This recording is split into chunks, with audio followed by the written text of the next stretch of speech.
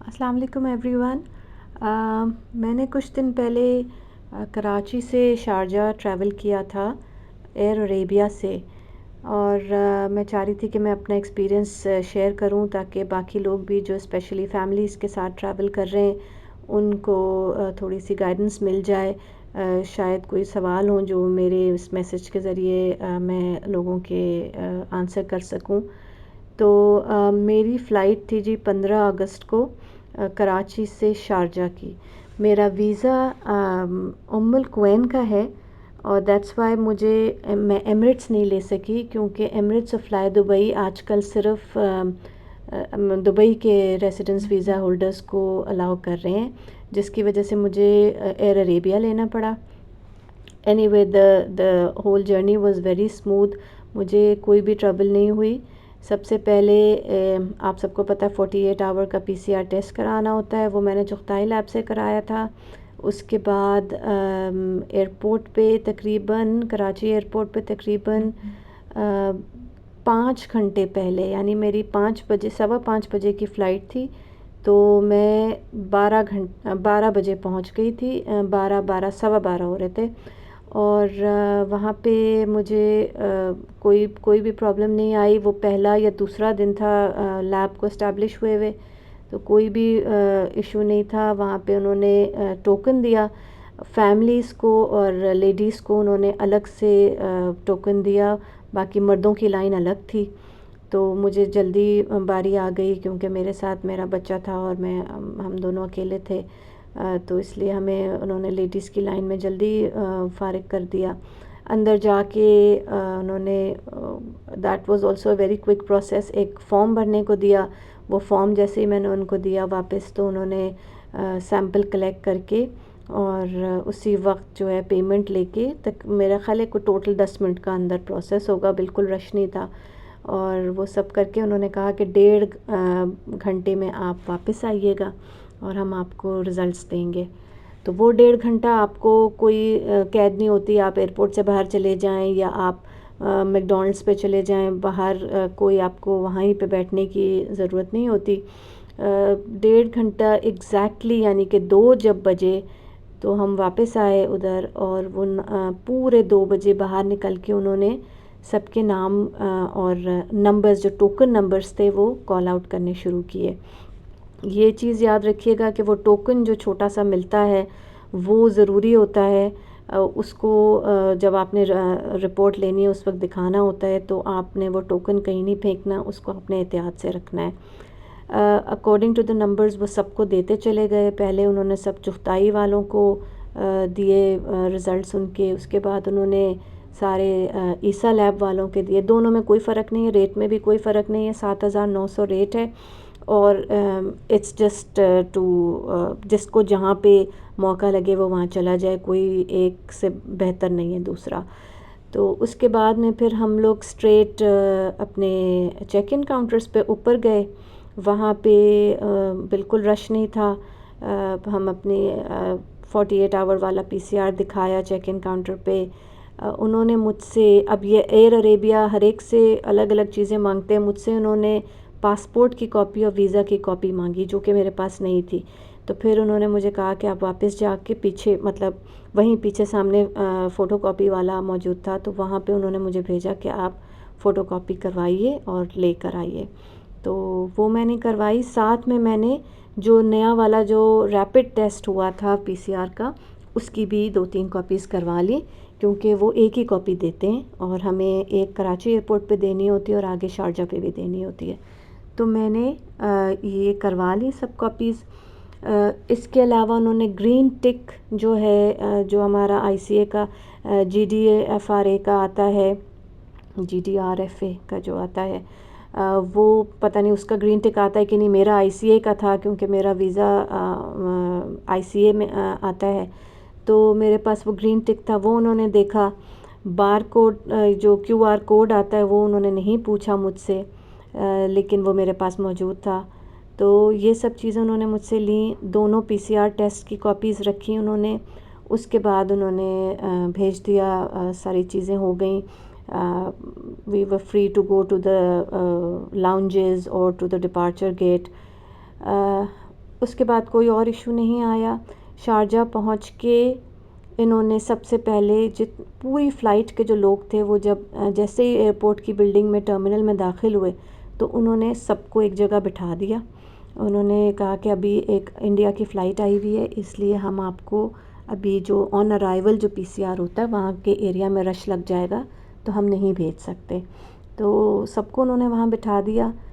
بچوں وغیرہ کو اگر واش روم جانا تھا تو کسی کو کوئی منع نہیں تھا، سامنے واش رومز تھے تو سب فریش ہو کے آگے کوئی 15-20 منٹ انہوں نے وہاں پہ ہمیں بٹھایا ہوگا. اس کے بعد انہوں نے سب فیملیز اگین بچوں والوں کو، فیملیز کو، لیڈیز کو سب کو پہلے بلایا اور ہمیں ریپڈ جو آن ارائیول PCR ہے اس کے لیے بھیجنا شروع کیا. اگین انہوں نے 2 چیزیں مانگی ہیں ہم سے، ایک ریپڈ PCR جو ہم کرا کے لائے تھے اور ایک جو 48 آور والا PCR تھا، اور کوئی چیز اس وقت انہوں نے نہیں پوچھی. وی پروسیڈڈ، ہم نے جا کے اپنا آن ارائیول والا کووڈ ٹیسٹ کرایا. وہ بھی بہت سوئفٹ تھا، بہت آرگنائز تھا، کوئی بھی مسئلہ نہیں ہوا. اس کے بعد وہاں سے پھر آگے ایک پوائنٹ پہ جا کے انہوں نے پھر سے ریپڈ PCR اور اب کا جو 48 آور والا PCR تھا وہ پھر سے مانگا. وہ دکھانے کے بعد کاؤنٹرز پہ گئے، جو امیگریشن کاؤنٹرز ہیں وہاں پہ میں نے پھر اپنا QR کوڈ دکھانے کی کوشش کی، لیکن انہوں نے کہا کہ نہیں، وہ لیڈی تھیں، انہوں نے کہا کہ مجھے صرف وہ گرین والا ٹک چاہیے. تو پلیز میک شور دیٹ وہ گرین ٹک کی ایمپل کاپیز آپ کے پاس ہوں. اس کو پرنٹ کرنا تھوڑا سا مشکل ہوتا ہے. جو میں نے کیا تھا وہ یہ تھا کہ موبائل سے میں نے وہ نکالا تھا جو اپروول ہے، تو وہ گرین ٹک جو ہے وہ موبائل کی ایپ میں موبائل میں آ گیا تھا، ایپ میں تو نہیں. تو اس کو پھر میں نے اسکرین شاٹ کر کے اور وہ ورڈ ڈاکیومنٹس میں پیسٹ کر کے اس کی کاپیز نکال لی تھی، تو بڑا کلین اس کی پرنٹ نکل آئی تھی. تو وہ میں نے وہاں پہ دیا. اس کے بعد وہ دیکھ کے she approved and she said okay you free to go. اچھا، اب اس میں کچھ سوال بائی دا ٹائم. اچھا، پھر ہم جب پہنچے تو سامان جو ہے وہ آلریڈی تب تک بیلٹ پہ سے اتار کے کارنر میں رکھا جا چکا تھا، اتنی دیر ہو چکی تھی. تو this was the whole process. کہیں پہ کوئی بھی پریشانی نہیں ہوئی. اب کچھ سوال تھے لوگوں کے جو میں نے ان لوگوں سے پوچھنے کی کوشش کی.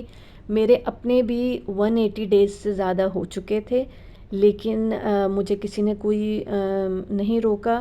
اور جب میں نے پوچھا تو انہوں نے یہ کہا کہ as long as you have the approval from ICA اور GDRFA تو آپ کے لیے کوئی مسئلہ نہیں ہے. 180 days is not an issue.